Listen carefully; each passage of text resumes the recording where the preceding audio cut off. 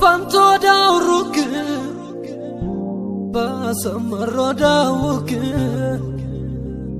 O kont da kalanjo boran shoda manuk barai kenankare kont da inje jana esayo masana yitot be jeyela Yoke kulano ke mala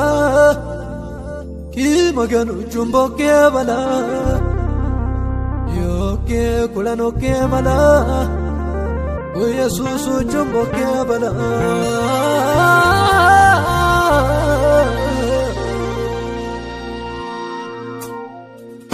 O fanto da